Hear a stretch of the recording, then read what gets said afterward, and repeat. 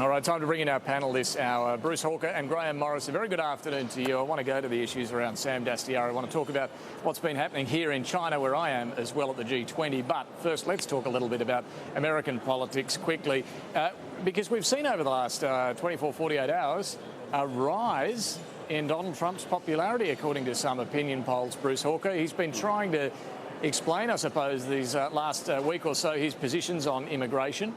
Reaching out to minority voters as well at times.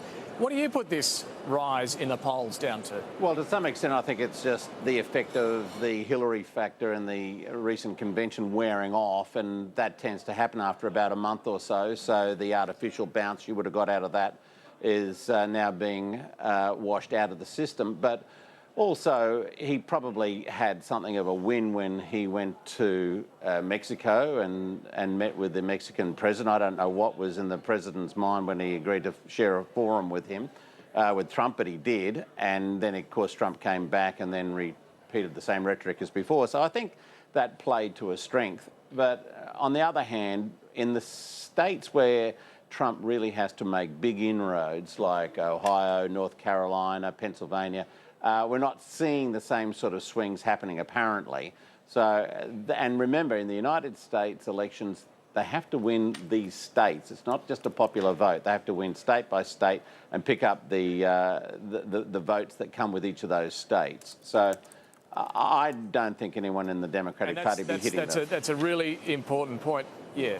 That's a really important point, Graham, isn't it? You might be picking up ground nationally, but as Bruce says, you've got to win a majority of electoral college votes state by state, and it's still pretty hard to see how he pieces that together. Well, that is true, and Bruce is right, is the Hillary factor is just waning a little bit. But it also shows you the power of immigration as an issue. And I reckon we're going to be in a terrific position where Sky would love to have the exclusive rights, but that first television debate in 2 weeks' time, I think is going to be one of the most watched events on television in the last 3 or 4 years, just to see how they both handle themselves. This is a real chance for Trump to win a lot of those people that Bruce is talking about.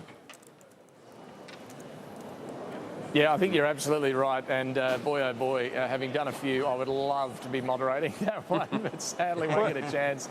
We will, of course, hope to bring it to you live here on Sky News. It's going to be a cracker, you're right. I think it'll go off the charts in terms of ratings in the United States. All right, look, we just saw the comments from the PM and plenty of others about Sam Dastyari. Maybe we should talk about that. Bruce Hawker, you've seen a lot of these scandals around politicians on both sides. You probably know Sam Dastyari very well. But let's be honest, should he stay in his job after what's been revealed here? Oh, I think he should. I think he's a young man who's learned a very hard lesson, though, about money, and particularly foreign money. And I think that's where it becomes quite distasteful. And I think also is an opportunity, though, for the major parties to have a really good hard look at the question of where money comes from for political donations. I've never really understood why we should have foreign donations being allowed at a national level, whereas certainly in New South Wales you can't have donations coming from foreign entities, certainly to the Labor Party. So I think it has raised a whole raft of issues about where money comes from in political campaigns and how quite easily that could be stopped. And that's true, and that's a legitimate debate. But it's more than that, isn't it? It's the fact that he then backs in China's position on the South China Sea very publicly after receiving those donations. Well, you've got to make a causal connection, though, between receiving a donation, and they are all receiving money from foreign entities. All the major parties are, or both the major parties are, and certainly Labor policy still remains very strong on the China Sea. But as a shadow minister and as a member of the parliament, he expressed a view. I don't think you can then just say there is a causal link between receiving, what was a pretty small amount of money and having a policy that a view about the South China Sea that And was look, influenced by that that's money. true, and we do need to be legally careful here about there is no causal link necessarily, but he really is out on his own, isn't he? In the Labor Party, in the government, in the Parliament, as really backing in Beijing's line, at least on that day, about the South China Sea. I'm not sure if too many others share his view that Australia should butt out and this should be China's decision as to what it does with these disputed islands. Well, look, I haven't sat down and done a survey of the individual opinions of members of either party on that issue. None spring to mind. Once again, I don't think we can make any necessary conclusions about it. I think what we can do, though, is to start seriously looking at how you can avoid this sort of thing happening again, and that comes down to the question of donations. All right, Graham, I'm not David, sure whether you're drawing firm conclusions is about this as well. And once again, we do need to be careful legally here as well. But yeah, I understand. I understand that. And look, we can worry about the rules later, or whether or not they should be more flexible or tighter. But I always thought Sam Dastyari played the political game well. But this is a new game. We've never seen this at a federal level. And it just seems to me he was hanging around Sussex Street in the Labor Party too long. And I cannot think... I've seen all the Labor leaders from Whitlam on, and I've read all about the previous Labor leaders. I cannot think of one Labor leader who would have tolerated this in their ranks for one day. Not one day. And the other thing that I'm absolutely amazed at, you know, this started to boil over the middle of last week. And I have no idea what the Tactics Committee of the coalition in government was doing on Thursday morning. Not one question in the House of Reps on this. You know, in the days with Howard Costello Reith, and I was running, sort of helping to run question time, you wouldn't have even needed a Tactics Committee. Question 1, 2, 3, 4, 5, 6 would have been on the opposition having to get rid of Dastyari. No mention at all. And you think, here we are 4 days later with the coalition trying to catch up. And you think, how stupid is that? It was a lay-down misère. This is very, very wrong, and Mr Shorten should do something about it. Yeah, look, you're absolutely right too about the catch-up now being played, because, you know, they've all piled in today, but, you know, last week is when it happened and when Parliament was sitting. Anyway, the G20, and Malcolm Turnbull's visit here to China, he's meeting with Xi Jinping. Keen for your thoughts on all of that. Look, it obviously is something where prime ministers back home under some pressure enjoy being on the world stage. It takes them away from some of their domestic difficulties. But Bruce, to you first, how do you think Malcolm Turnbull's going so far, and particularly that meeting with Xi Jinping yesterday?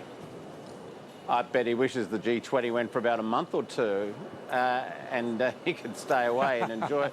Look, I think he's going okay, frankly, you know, but you should go okay in forums like that. You know, you've got the national flag behind you, you've got the Chinese flag on the other side, and you've got very serious political players lined up, and you've got an issue that, you know, you can run with, and you can be seen to be defending, you know, in a sense, national sovereignty in Australia around issues like the sale of electricity assets, despite the fact that the New South Wales government was quite happy to flog it off to the Chinese just about 18 months ago. So I think all that sort of works quite well for Turnbull, and he's probably hoping that it'll be something of a circuit breaker for him as he returns to Australia in the coming days, because after the events of last week, there's one thing he desperately needed.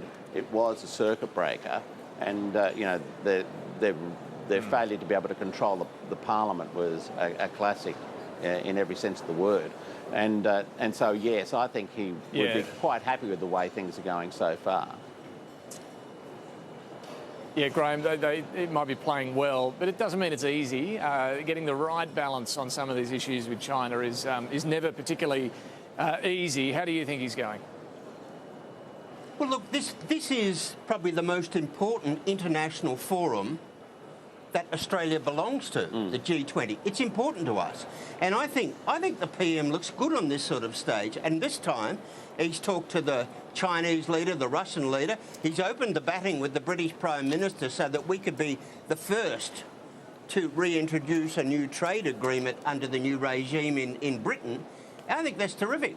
And that's where it's good for Australia. You can start building these one-on-one relationships so that further down the track, you can have sensible bilateral meetings. But in the meantime, you try to make sure that the economic climate in the G20 is rising steadily, and that you haven't got everybody just all over the place again on trade and economy. I think the PM looks pretty good on an international stage. Just on the UK and the prospects of a free trade deal, I'm keen for both your thoughts. What's in it for us? I mean, if they part ways with Europe, what can we sell them that the Europeans currently do? I mean, are we talking here about Aussie wine, cheese that they might get from the French at the moment? I mean, what sort of industries would stand to benefit on this? Well, either of you, Graham? Yeah, well, certainly our agricultural industries again.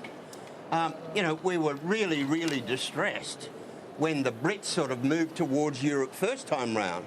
So look, all of those natural resources, all of those agricultural things, a lot of the services, they open up again for us. Fantastic. And I think wine particularly, David, you nailed that one. When the Brexit vote took place, I think one of the few industries that was really cheering from the sidelines was the wine industry, because they see great opportunities for that Australian exports. But, Graham's absolutely right. I remember when the UK was going into the EU back in the early 70s, and it was being debated in the late 60s. And the big issue was what was going to happen to Australian, New Zealand exports and what deals were going to be done to try to protect them. Of course, in the end, none. So maybe something good will come of that. But of course, they still have to work out their deals with Europe as well, because whatever is the remaining arrangement inside the EU, that is still a much, much bigger market than Britain ever will be. Yeah, and maybe sending over some of our helpers to help them negotiate that exit from Europe would give us an insight into where the deals do lie between Australia and Britain under a free trade agreement. Indeed. Yeah, all right, we've got to go. Bruce Hawker, Graham Morris, great to catch you both. Thank you very much, and we'll see you again next week.